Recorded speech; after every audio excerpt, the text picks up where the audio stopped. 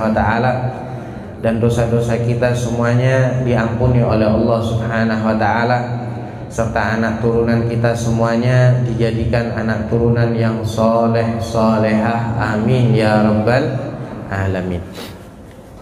Hadirin wal hadirat, Bapak Ibu yang dimuliakan oleh Allah Subhanahu wa taala, di dalam kitab Hadis Arba'in An-Nawawi, di hadis keempat disebutkan hadis tentang marahilul khalq, yaitu proses penciptaan manusia, di mana hadis ini diriwayatkan oleh seorang sahabat mulia, yaitu sahabat Abdullah bin Mas'ud.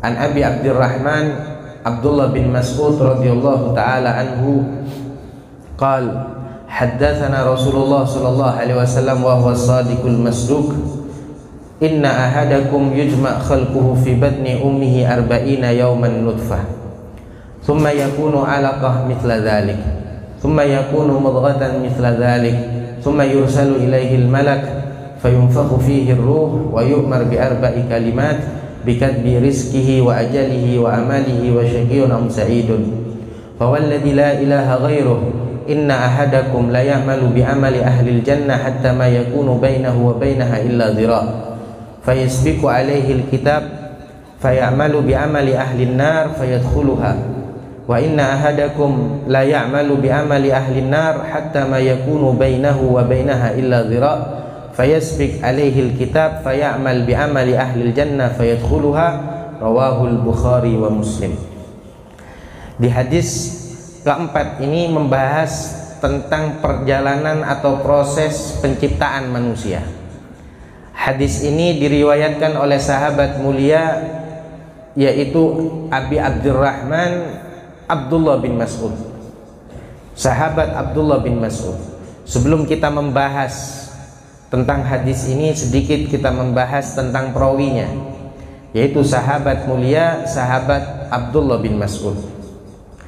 Sahabat Abdullah bin Mas'ud ini beliau masuk Islam karena melihat mukjizat baginda Muhammad SAW. Sebagaimana dalam satu riwayat, ketika Rasul SAW berjalan, wa huwa yar'a ghanaman li Uqbah bin Abi Mu'id. Sedangkan Abdullah bin Mas'ud ini, sahabat Abdullah bin Mas'ud ini ketika itu lagi mengembala kambing, mengembala domba yang dimiliki oleh Uqbah bin Abi Mu'id. Kemudian Rasul SAW beliau mengatakan kepada sahabat Abdullah bin Mas'ud, bertanya kepada sahabat Abdullah bin Mas'ud, faqala lahu ya gulam hal indak min labanin tusqina.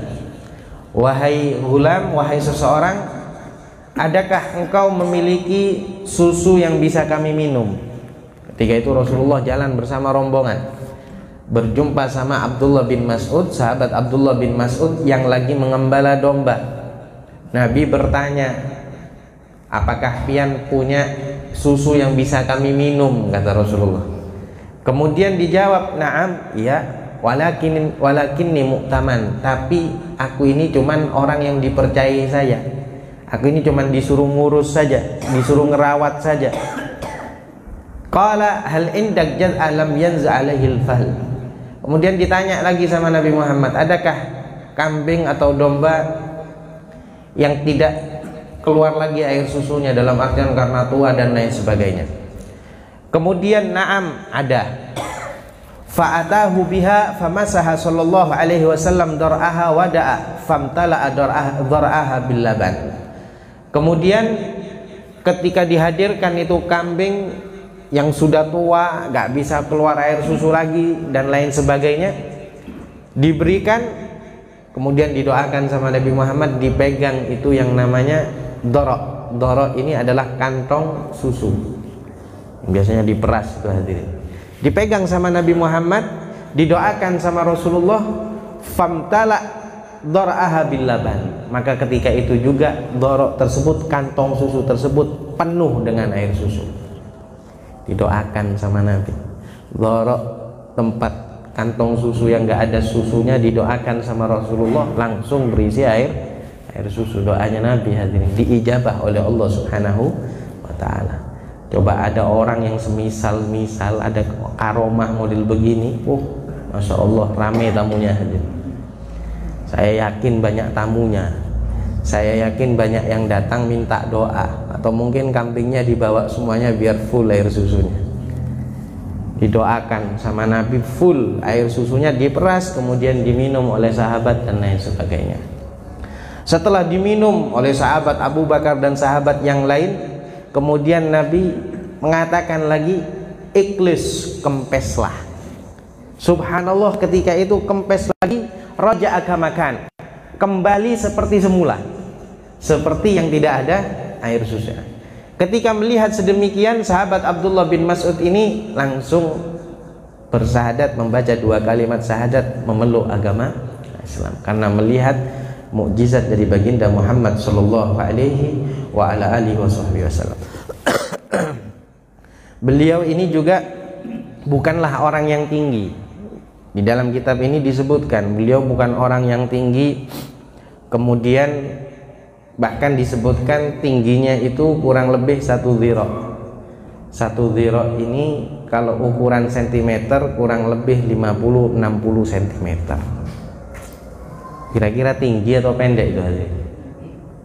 Tinggi ya? 50 cm tinggi, 60 cm tinggi. Terus yang pendek berapa cm itu?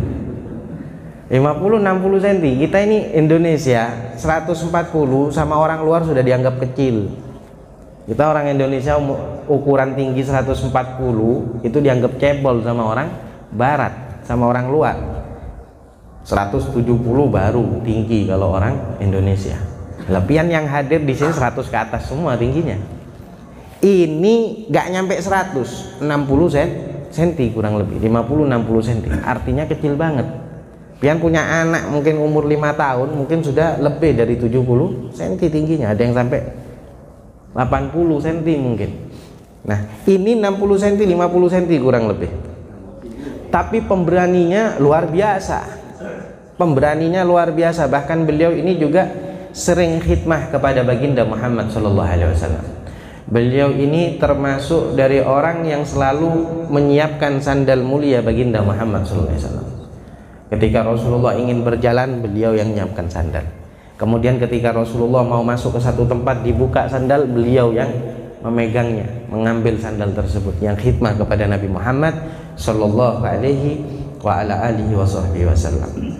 Dan beliau sahabat yang sangat dekat sama Nabi Muhammad SAW, sampai-sampai beliau mengatakan, tidaklah ada satu ayat yang turun melainkan aku tahu di mana ayat tersebut turun, untuk apa ayat tersebut turun. Saking dekatnya dengan Nabi Muhammad sallallahu alaihi wa ala alihi wasallam. Kemudian kita langsung masuk ke dalam matan hadis. Qala haddatsana Rasulullah sallallahu alaihi wasallam wa huwa shadiqul masduq. Berkata sahabat Abdullah bin Mas'ud bahwasanya baginda Muhammad sallallahu alaihi wasallam bersabda, wa huwa shadiqul masduq, dan beliau adalah sosok manusia yang jujur dan terpercaya. Inna ahadakum yujma' khalquhu fi batni ummihi arba'ina yawman nutfah. Sesungguhnya salah satu di antara kalian, kita ini semuanya, yujma' khalquhu fi batni ummihi, diciptakan di dalam perut ibunya, fi batni ummihi, di dalam perut ibunya, arba'ina yawman nutfah, 40 hari pertama tak lain nutfah, maaf air mani, yang di situ terkumpul air mani laki-laki dengan air mani perempuan, terkumpul tapi masih belum sempurna pengumpulannya di situ, 40 hari. Makanya di sini ada hikmah. Sayyidina Ali bin Abi Thalib, beliau mengatakan, ma libni Adam wal fakhr, awaluhu nutfah mudhira ay khabithah, wa akhiruhu jifah qadarah, wa ma bainahuma yahmilul adhirah ay an najasah. Kata beliau, kita ini manusia, kita sudah tahu proses awal karena sebabnya air mani, sperma. Kata Sayyidina Ali, ma libni Adam wal fakhr, apa yang mau disombongkan untuk anak cucu Nabi Adam? Awaluhu nutfah, awalnya karena sebab nutfah, yaitu maaf air. Wa akhiruhu jifa, dan akhir kehidupan dari manusia tak lain menjadi jifah. Apa itu jifah? Maaf bangkai. Ini kebanyakan manusia. Manusia kalau sudah meninggal jadi apa hadirin? Habis, jadi tulang belulang. Ini kebanyakan manusia, tapi tidak semua manusia, karena ada yang dipilih oleh Allah. Bahkan Allah mengharamkan bumi memakan jasadnya para anbiya.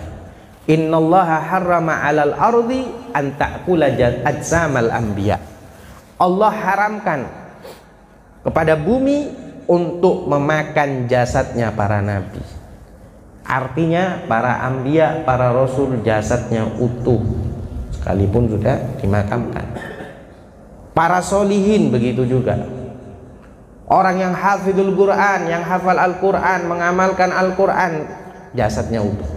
Banyak yang dipilih oleh Allah Subhanahu wa ta'ala, jasadnya diharamkan untuk dimakan cacing dan hewan-hewan yang lain yang ada di dalam tanah. Mudah-mudahan kita juga termasuk hadirin. Tapi kebanyakan dari manusia kalau sudah meninggal menjadi bangkai. Ini kebanyakan manusia. Kemudian wama bainahuma yahmilul adhirah. Antara dia hidup sampai mati yang dibawa adalah adhirah. Apa adhirah? Ay an-najasah, yaitu najis.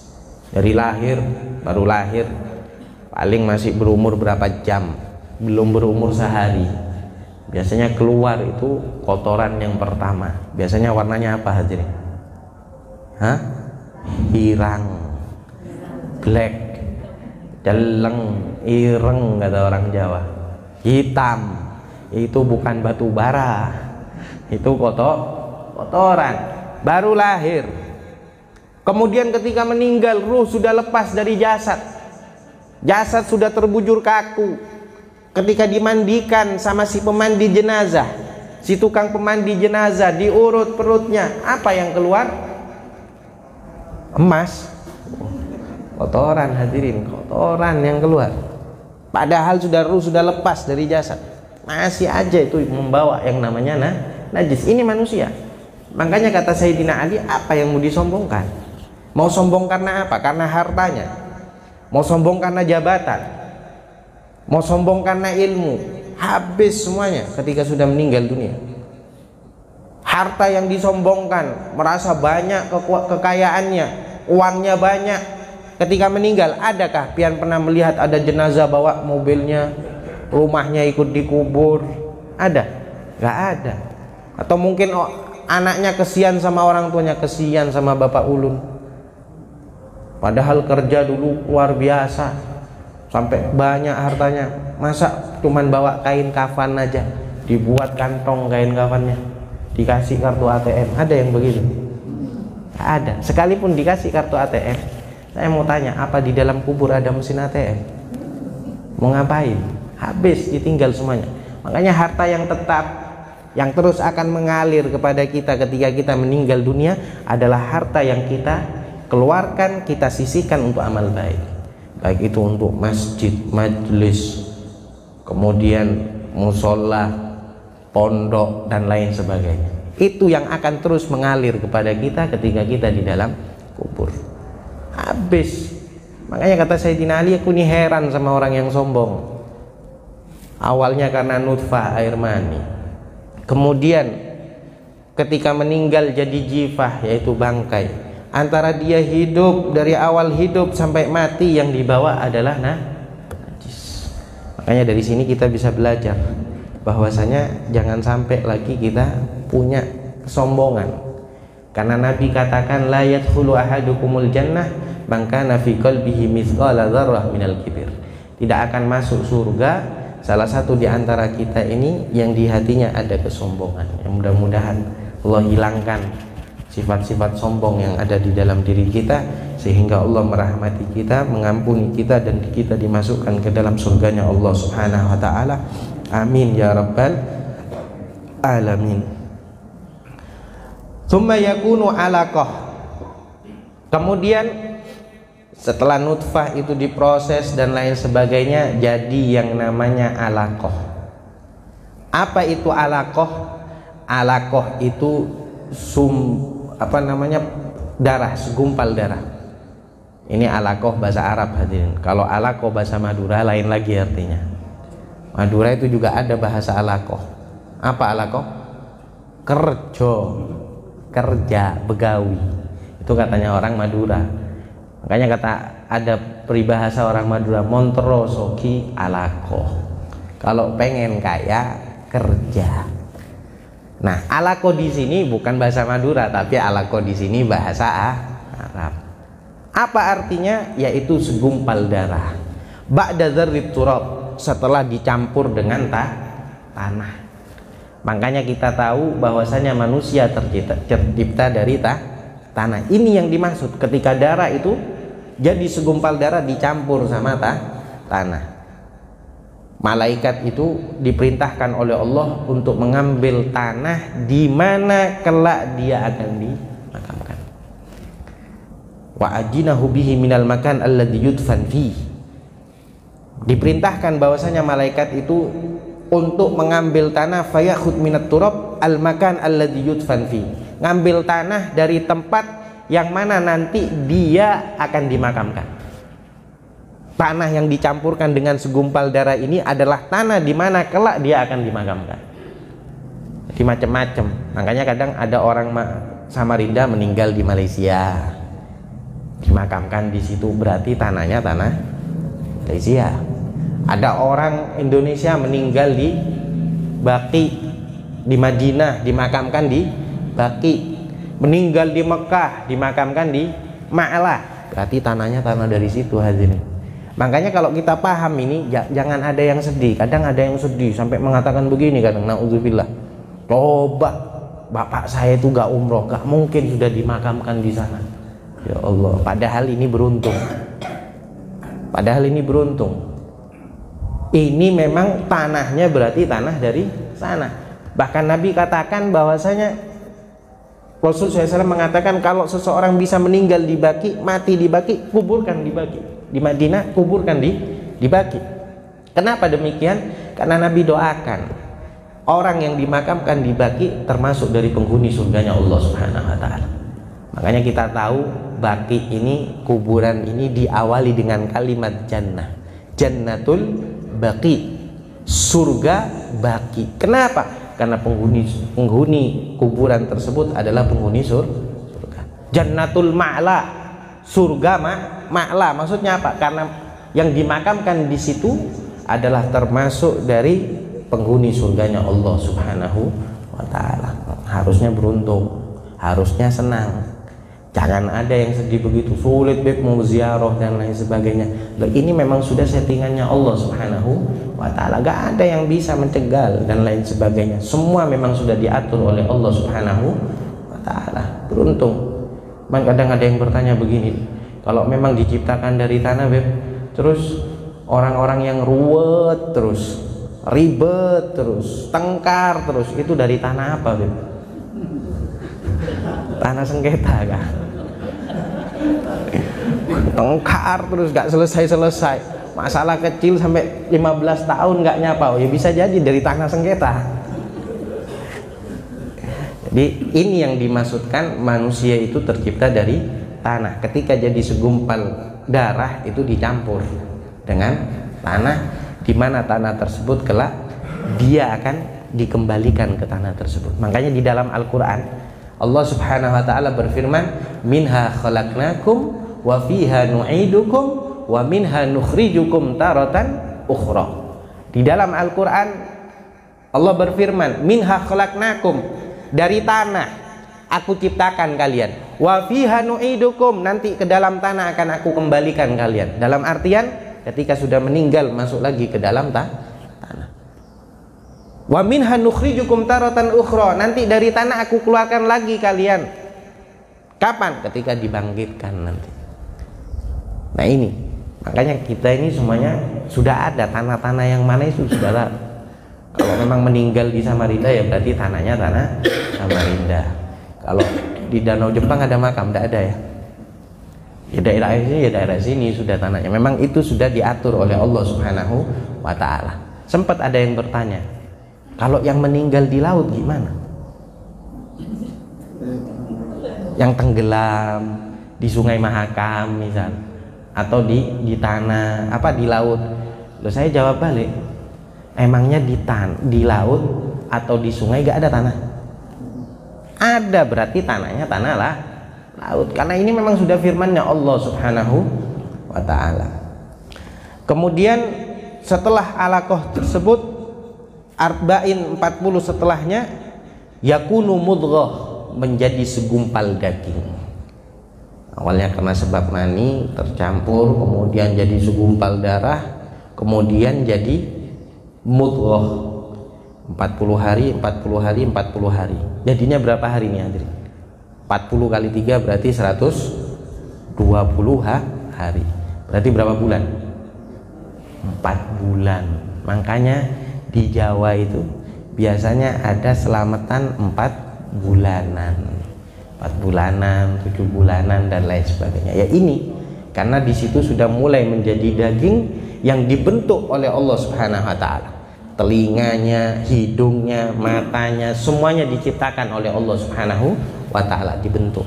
Makanya wanita yang hamil dianjurkan baca surat Yusuf, surat Maryam, surat apa lagi? Surat Muhammad, jangan pernah dilupakan. Ini zaman sekarang Masya Allah surat Yusuf, surat Maryam. Di dalam Al-Quran juga ada surat Muhammad. Beb, yang terkenal ganteng kan Nabi Yusuf. Padahal ulama membahas ini, mana yang lebih ganteng, mana yang lebih tampan, Nabi Yusuf atau Nabi Muhammad? Hah?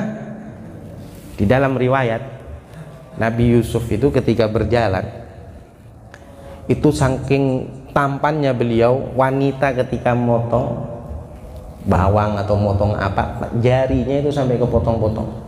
Itu saking tampannya Nabi Yusuf. Cuman gak ada riwayat semisal seperti itu ketika terjadi kepada Nabi Muhammad. Saya mau tanya, ganteng mana Bu? Nabi Muhammad, Nabi Yusuf? Mulai ragu sudah. Padahal dijawab sama ulama. Ulama menjawab, kok bisa terjadi sedemikian? Iya, karena Nabi Yusuf itu diberi ketampanan tapi tidak diberi wibawa sebagaimana wibawa yang diberikan kepada Nabi Muhammad SAW. Artinya ada wibawanya Nabi Yusuf, tapi tidak seperti wibawanya yang Allah berikan kepada Nabi Muhammad. Tapi Nabi Muhammad yu'til jamal wa yu'til jalal.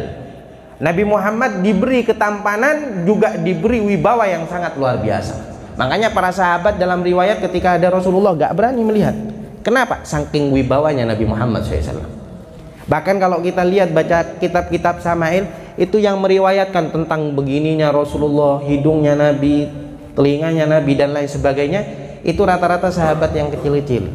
Kenapa? Anak kecil masih belum sungkan sama orang, ditahu melihat bagaimana wajahnya Nabi Muhammad dan lain sebagainya. Jadi Nabi Muhammad diberi ketampanan dan juga diberi wibawa. Makanya termasuk ikhtiar ketika hamil ya baca surat itu, baca surat Maryam, surat Yusuf, surat Muhammad. Dengan tujuan apa ya? Biar dikasih ketampanan juga. Kalau yang laki-laki, yang perempuan dijadikan wanita yang soleha, yang cantik dan lain sebagainya. Tapi kalau semisal lahir tetap aja pesek hidungnya, tetap aja hirang kulitnya, ya yang sabar. Ya mungkin fisiknya yang jelek tapi hatinya yang tampan. Jangan kemudian nyalahkan hadirinnya, memang sudah diatur semua sama Allah Subhanahu wa ta'ala. Yang penting manusia ini ikhtiar, semua yang menentukan Allah Subhanahu wa ta'ala. Jadi mudghah dibentuk sama Allah Subhanahu wa ta'ala, hidungnya, telinganya dan lain sebagainya. Kemudian setelah itu summa yursalu ilaihil malak. Setelah itu diperintahkan malaikat. Tujuannya untuk apa? Fayamfuhu fihi ruh, untuk meniupkan ruh. Jadi 4 bulan 10 hari. Makanya di sini ada hukum. Bagaimana hukumnya orang menggugurkan janin setelah 4 bulan lebih? Ulama sepakat haram hukumnya, seperti membunuh makhluk hidup. Sudah jelas, sama kayak membunuh. Sudah kalau 4 bulan 10 hari berarti sudah ditiupkan yang namanya ruh. Kalau sudah digugurkan, ini semuanya berdosa. yang menggugurkan dosa, yang membantu proses. Ini dokternya, ini perawatnya, yang bantu aborsi dan lain sebagainya misal. Ini apa biasanya? Bidannya dan lain sebagainya. Ini yang bantu untuk aborsi. Semuanya diseret ke api nerakanya Allah Subhanahu wa taala. Makanya hati-hati. Cuman apakah mutlak selalu haram di sini? Nah, di sini ada ketika tabib atau dokter yang memang jelas mumpuni di dalam keilmuan kedokterannya dengan alat yang canggih dan lain sebagainya, lebih-lebih zaman sekarang, dilihat, oh ini janin kalau terus berkembang bahaya atau resiko kepada ibunya. Ibunya bakal resiko. Bagaimana ini hukumnya? Gak dosa di sini. Kenapa? Menyelamatkan ibu lebih utama. Kalau memang dokternya sudah mumpuni, sudah betul ini setelah dilihat dan lain sebagainya dikaji, ini bahaya, resiko sama si ibu, maka yang diambil di situ diaborsi meskipun sudah 5 bulan, meskipun sudah 6 bulan. Kenapa? Karena memang tujuannya untuk menyelamatkan ibunya. Cuman yang saya kadang heran ketika dokter mengatakan demikian, ketika dokter mengatakan seperti ini bisa dipilih, diselamatkan bayinya atau diselamatkan ibunya, disuruh milih. Kadang yang saya heran, ya mungkin karena belas kasihnya seorang ibu, hadirin, saking luar biasanya kadang milih apa? Bayinya diselamatkan tanpa memikirkan dirinya. Padahal ulama mengatakan yang afdol tetap menyelamatkan ibu, bukan bayi.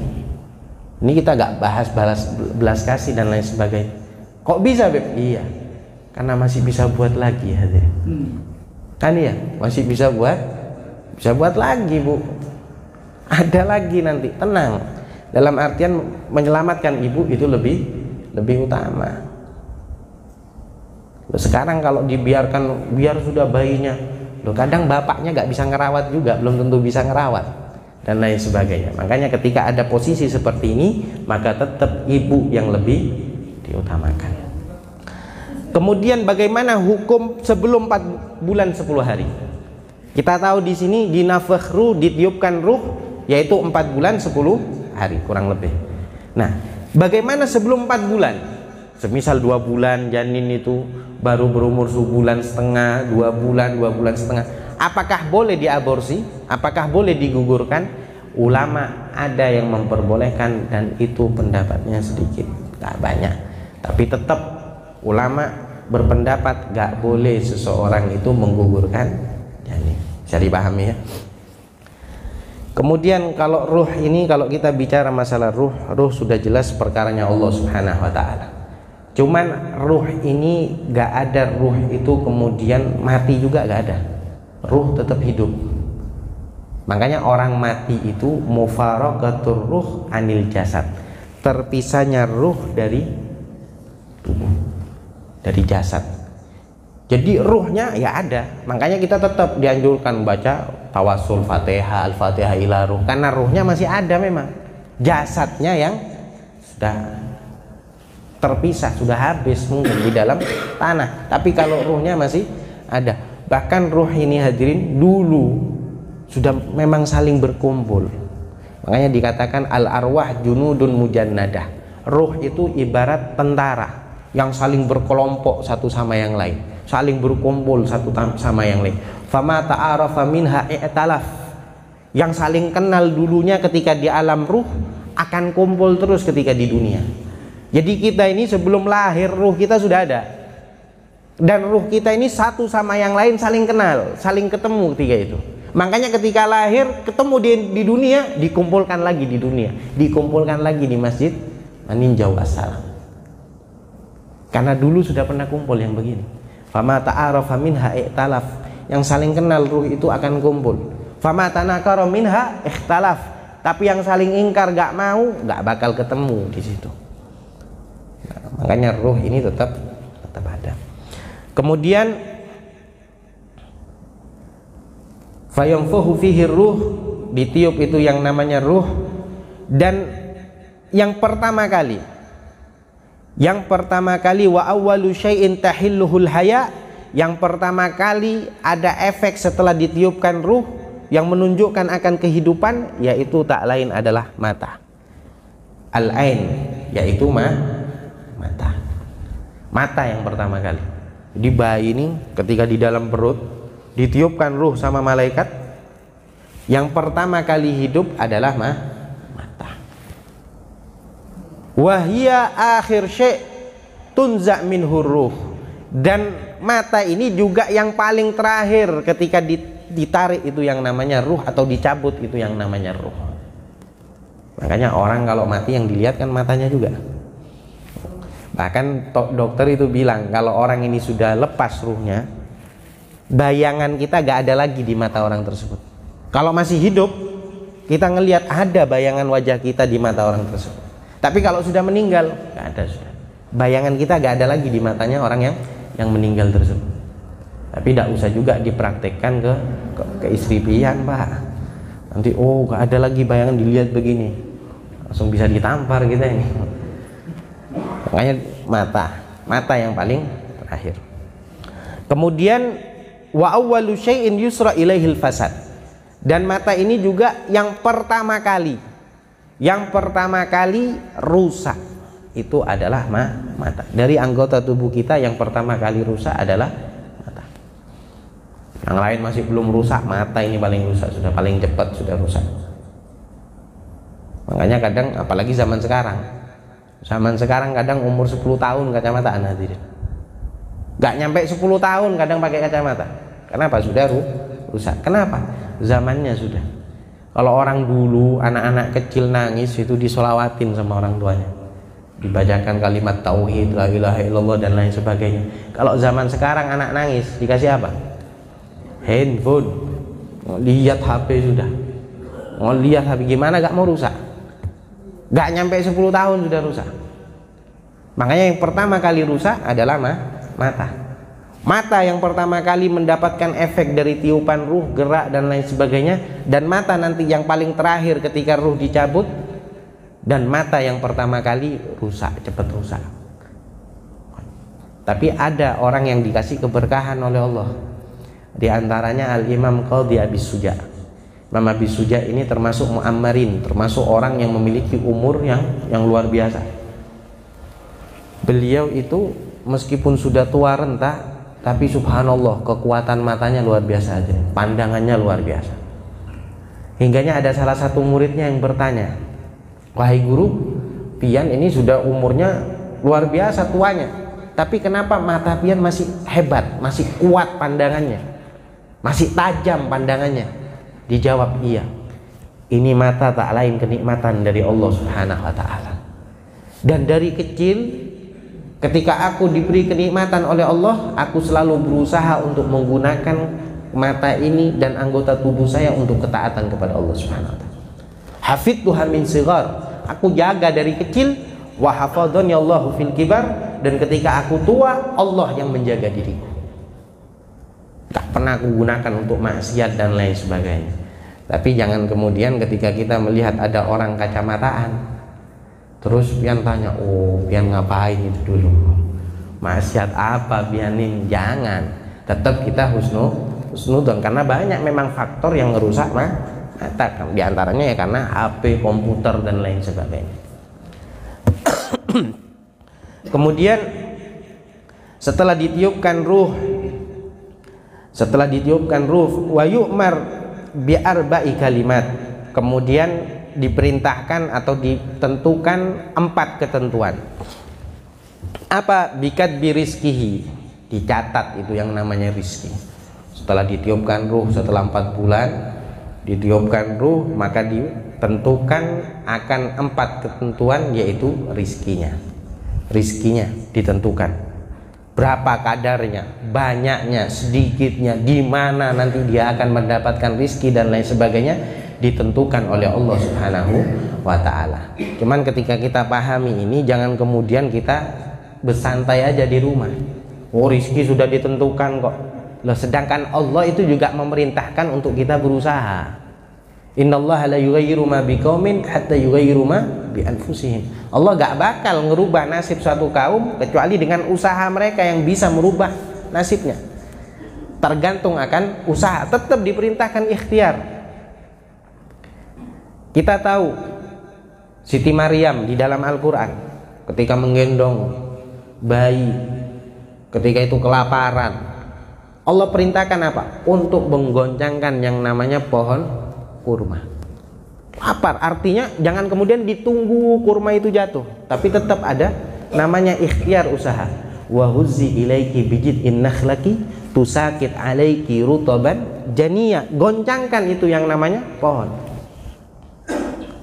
Siti Hajar ketika mau cari air untuk anaknya Nabi Ismail, apa yang dilakukan oleh beliau? Apakah beliau berdiam saja nunggu adanya air? Enggak. Beliau bolak-balik dari Safa Marwah terus sampai beberapa kali. Ternyata air keluar di sekitaran Nabi Ismail alaihissalam. Artinya harus ada namanya ikhtiar. Meskipun sudah ditentukan kadarnya dan lain sebagainya, bisa jadi Allah merubah karena Allah juga punya sifat jaiz.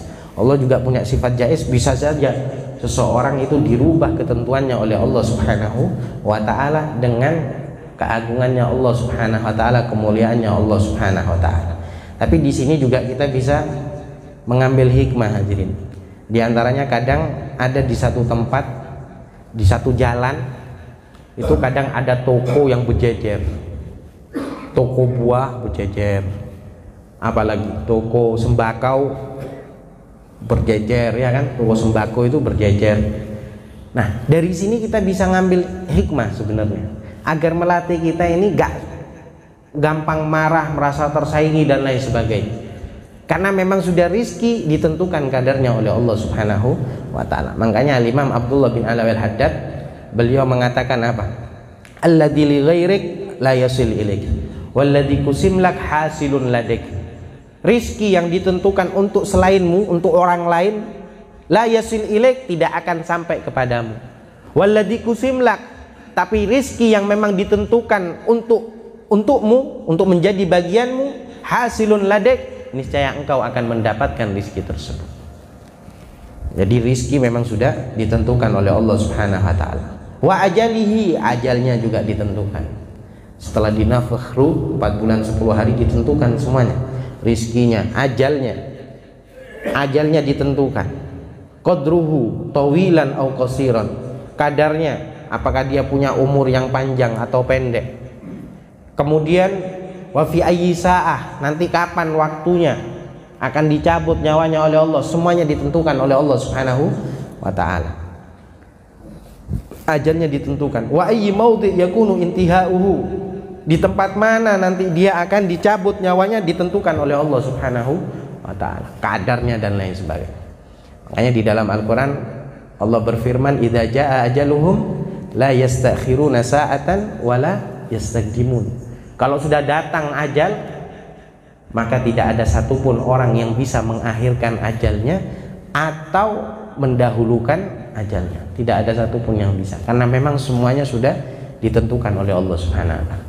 Memang kadang datang pertanyaan, lu gimana dengan orang yang bunuh diri? Kadang kan bilangnya begini, coba gak bunuh diri, gak mati. Loh, ini perlu dipertanyakan, hadirin. Iman kita ini harus kuat. Ini mereka bunuh diri, kalau memang bukan berbarengan dengan ketentuan Allah, gak bakal meninggal. Apakah semua orang yang berusaha untuk bunuh diri bakal mati? Semuanya yang berusaha, banyak orang berusaha untuk bunuh diri, apakah sukses atau berhasil bunuh dirinya? Gak mesti. Berapa banyak orang mau bunuh diri tapi selamat. Loh, terus bagaimana dengan yang meninggal ketika bunuh diri kemudian mati? Berarti itu memang sudah berbarengan dengan ajalnya Allah Subhanahu wa taala, dan matinya memang seperti itu. Wa na'udzubillah. Haram hukumnya orang mati bunuh diri. Bunuh diri hukumnya haram. Makanya hati-hati. Jangan kemudian kita menyangka, coba gak begini gak bakal mati, coba gak dibawa ke rumah sakit ini, dibawa ke rumah sakit yang satunya enggak bakal mati. Kata siapa? Itu semuanya memang sudah ditentukan oleh Allah Subhanahu wa taala. Ajalnya sudah ditentukan oleh Allah Subhanahu wa taala. Amalnya, kemudian Sa'id Ausaqi, termasuk orang yang beruntung atau orang yang tidak beruntung dan lain sebagainya, ditentukan oleh Allah Subhanahu wa taala. Fawalladzi la ilaha ghairuh, dan demi zat yang aku ada di genggamannya. Ini surat jam berapa nih? Jam 6:10. Nah, lanjut berarti ya. Fawalladzi la ilaha ghairuh, dengan zat yang aku ada di genggamannya, yaitu Allah Subhanahu wa taala. Bersumpah Nabi Muhammad dengan nama Allah Subhanahu wa taala. Inna ahadakum la ya'malu bi amali ahlil jannah hatta ma yakunu bainahu wa bainaha illa dhira. Setelah dibahas sama Nabi tentang proses penciptaan manusia dari awal, dari nutfah jadi segumpal darah, jadi segumpal daging, ditiupkan ruh, ditentukan akan ajalnya, rizkinya dan lain sebagainya. Kemudian Nabi bersumpah. Kelanjutan hadis ini Nabi bersumpah dengan nama Allah Subhanahu wa taala, inna ahadakum la ya'malu bi amali ahlil jannah, sesungguhnya salah satu di antara kalian la ya'malu bi amali ahlil jannah, beramal dengan amalnya ahli surga, hatta ma yakunu bainahu wa bainaha illa dhira, sampai ketika ajal mendekat, fayasbiq alaihil kitab fayamal bi amali ahlin nar. Ketika ajal mendekat, kemudian ketentuan Allah mendahuluinya, fayamal bi amali ahlin nar, dan beramal dengan amalannya penghuni neraka. Fayadkhuluha, maka ketika sudah beramal amalnya ahli neraka, maka dimasukkan ke dalam api neraka. Artinya ada di antara manusia ini, kata Nabi Muhammad, masya Allah rajin, amal ibadahnya rajin, tapi ketika sudah dekat yang namanya ajal, hampir meninggal, naudzubillah, tergelincir melakukan amalnya penghuni neraka, maksiat, zina, khomer dan lain sebagainya, meninggal, artinya meninggal zul khatimah. Makanya dari sini kita ini kalau orang soleh dulu hadirin paling khawatir sama hadis yang seperti ini. Ini karena hadis sahih dan Nabi kabarkan bahwasanya banyak di antara seseorang yang beramal ahli surga, sholat 5 waktu dijaga, sedekah, zakat dan lain sebagainya, tapi di akhir dari kehidupannya malah bermaksiat kepada Allah dan dicabut nyawanya dalam keadaan su'ul khatimah, dan dimasukkan ke dalam api neraka Allah Subhanahu wa taala. Makanya kita jangan pernah bertumpu sama amal dan jangan merasa bangga dengan amal ibadah kita. Seseorang beramal seperti ini, hadir pengajian dan lain sebagainya, tujuannya untuk mencari rahmat Allah, ridha Allah Subhanahu wa taala, yang dengannya nanti kita dimasukkan ke dalam surganya Allah Subhanahu wa taala. Itu yang kita harapkan. Jangan kemudian kita banyak amal sombong, angkuh dan lain sebagainya, hangus. Karena Nabi sudah katakan, la yadkhulu ahadukumul jannah bi amalih, kata Nabi Muhammad, tidak akan masuk surga salah satu di antara kalian karena sebab amal. Para sahabat tanya ketika itu, wala anta ya Rasulullah, bagaimana denganmu wahai Nabi? Nabi menjawab, wala ana illa ayyataghammadani Allah bi rahmatih, melainkan karena rahmat Allah Subhanahu wa taala. Jadi seseorang masuk surga karena rahmatnya Allah, bukan karena amal. Tapi dengan amal seperti ini membuahkan rahmat Allah Subhanahu wa taala, yang dengannya dimasukkan ke dalam surganya Allah Subhanahu wa taala. Dan minta agar dikuatkan iman.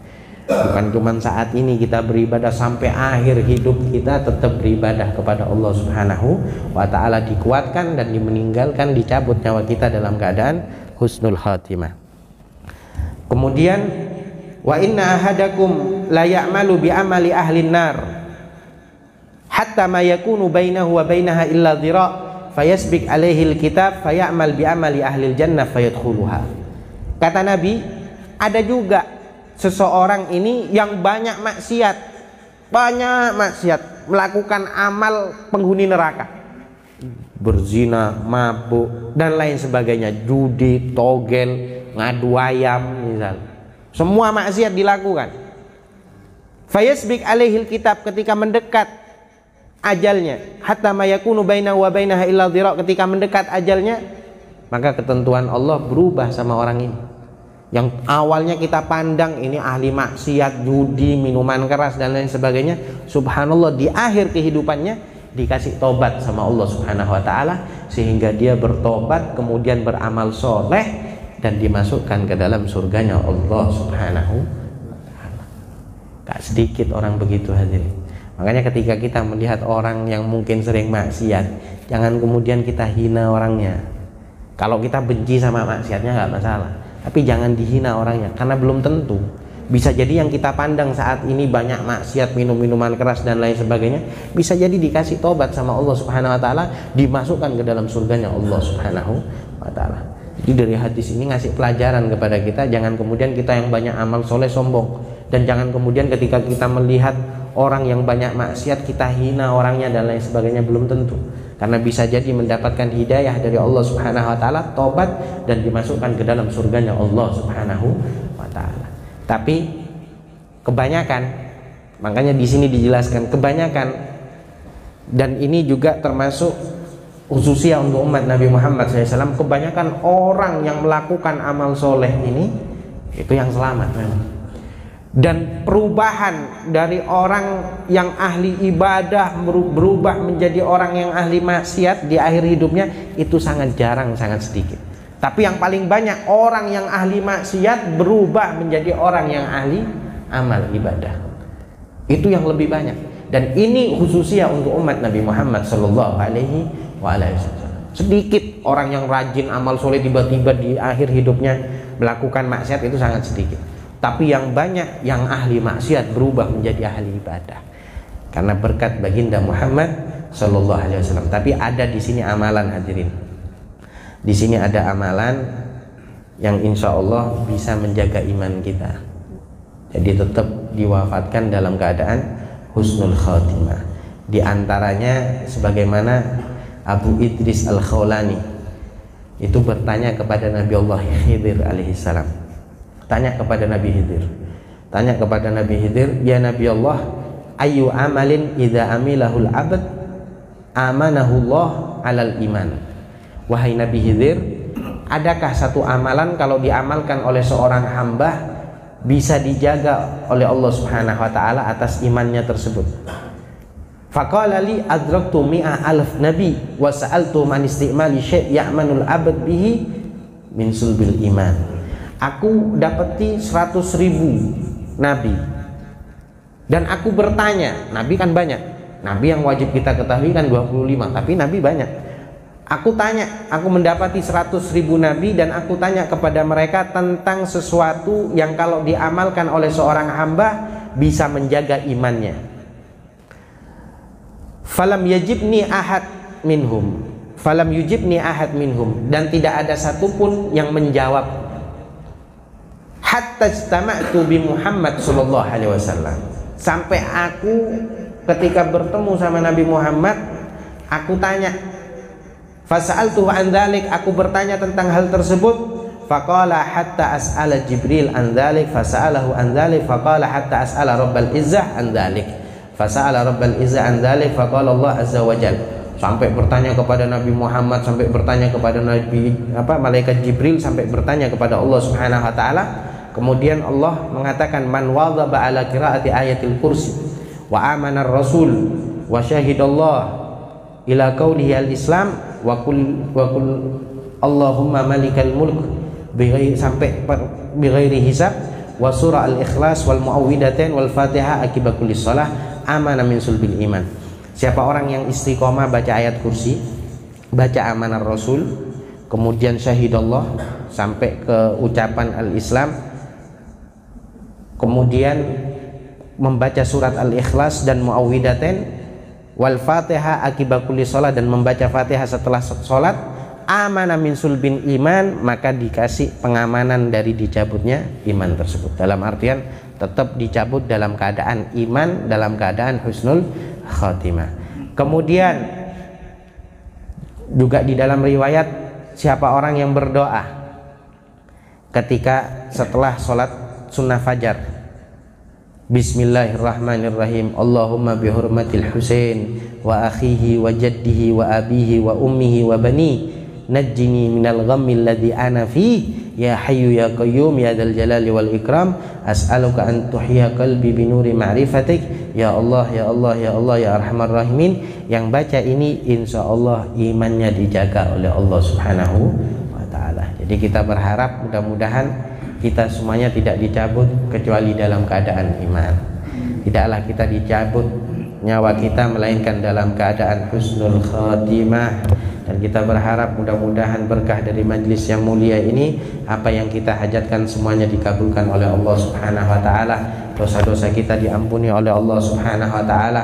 Dan kita berharap kepada Allah, mudah-mudahan berkah dari majlis yang mulia ini, saudara-saudara kita yang ada di Palestina mudah-mudahan ditolong oleh Allah Subhanahu wa taala, diberikan kemenangan oleh Allah Subhanahu wa taala. Dan mudah-mudahan musuh-musuh Allah Subhanahu wa taala yang menyerang mereka mudah-mudahan segera dihancurkan oleh Allah sehancur-hancurnya. Allahumma ja'al jam'ana hadza jam'an marhuma wa tafarruqana min ba'di tafarruqan ma'suma wa la taj'al fina wa la ma'ana syaqiyan wa la mahruma. Ya Rabbi bil Mustafa balligh maqasidana, ya Rabbi bil Mustafa balligh maqasidana wa fir lana ma madha ya wasi'al karami. Wa sallallahu ala sayyidina Muhammad alhamdulillahi rabbil alamin. Minta maaf sebanyak-banyaknya. Wassalamualaikum warahmatullahi wabarakatuh.